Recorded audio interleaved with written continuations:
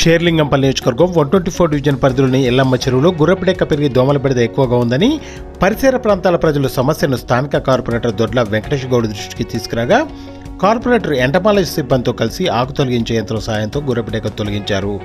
ఈ సందర్భంగా కార్పొరేటర్ మాట్లాడుతూ దోమల నివారణలో భాగంగా ఎల్లమ్మ చెరువులో ఉన్న గుర్రపుడెక్కను తొలగించడం జరిగిందని, గుర్రపుడెక్క వల్ల దోమల వ్యాప్తి విపరీతంగా పెరిగి ప్రజలు ఇబ్బంది పడుతున్నారన్నారు. గుర్రపుడెక్కను తొలగించి చెరువును శుభ్రం చేస్తే దోమల బెడద తగ్గుతుందని తెలిపారు. ప్రజలు కూడా తమ వంతు బాధ్యత వహించి పరిసరాలను పరిశుభ్రంగా ఉంచుకోవాలని కోరారు.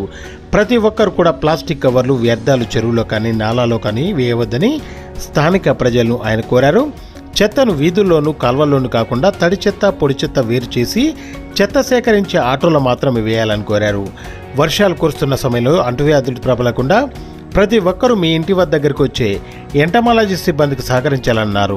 అదేవిధంగా ఇంటి పరిసరాల్లో ఎక్కువ రోజులు నీటి నిల్వ లేకుండా చూసుకోవాలని చెప్పారు. ఈ కార్యక్రమంలో Sammareddy, Shivaraju Goud, Balaswamy, Raju Goud, entomology supervisor D Narasimhulu, entomology సిబ్బంది తదితరులు పాల్గొన్నారు.